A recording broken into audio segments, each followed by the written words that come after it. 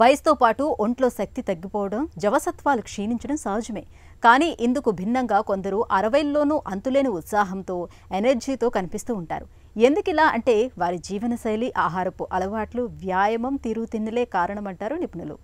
ఆహారంలో మార్పులు, చురుకైన జీవనశైలి, ఆరోగ్యకరమైన అలవాట్లతో మలి వయసులోనూ శరీరాన్ని శక్తి సంపన్నం చేసుకోవటం ఎలాగో ఇప్పుడు తెలుసుకుందాం.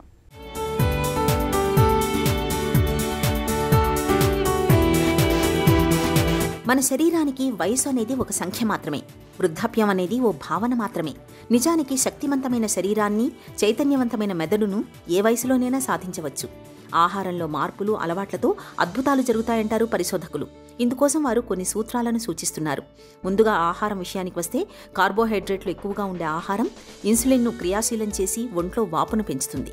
ఆహారంలో క్యాలరీల నియంత్రణ అనేది దీనికి పరిష్కారం కాదు. కానీ నాణ్యమైన మ్యాక్రో న్యూట్రియంట్లు, ప్రోటీన్లతో కూడిన సమతులాహారాన్ని తీసుకోవాలి. రిఫైన్ చేసిన నూనెలు, చక్కెర, ట్రాన్స్ఫాట్, హైడ్రోజనేటెడ్ ఆయిల్ని తీసుకోకూడదు. శరీరం అరిగించుకోలేని ఆహారాన్ని వెంటనే మానేయాలి. జంక్ ఫుడ్, చిరుతిండ్లకు ఎంత దూరంగా ఉంటే అంత మంచిది.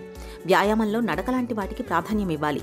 నెమ్మదిగా స్థిరమైన శారీరక కదలికల ద్వారా మెటబాలిజంను సమర్థవంతంగా మార్చుకోవచ్చు. వారానికి 2 నుంచి 5 గంటల పాటు తక్కువ తీవ్రతతో వ్యాయామం చాలా మేలు చేస్తుంది.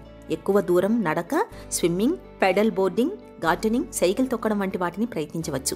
కాస్తంత బరువైన వస్తువులను నెట్టడం, లాగడం, నేలపై నుంచి ఎత్తడం, గుంజిళ్లు తీయడం, ఎగరడం, శరీరాన్ని వంచడం వంటి పనులను వారంలో 2-3 సార్లు 30 నుంచి 45 నిమిషాల పాటు చేయాలి.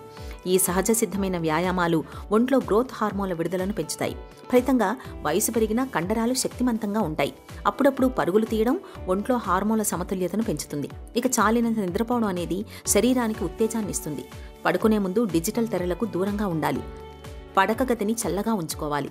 వేళకు పడుకోవడం, తెల్లారే లేవడాన్ని అలవాటు చేసుకోవాలి. అప్పుడప్పుడు చిన్ననాటి ఆటలను ఆడడం మేలు. క్రీడలు మనలో ఒత్తిడిని ఇట్టే తగ్గిస్తాయి. అలాగే రోజు 15 నుంచి 30 నిమిషాలు ఎండలో ఉండాలి. అది ఉదయం ఎండైతే మరీ మంచిది.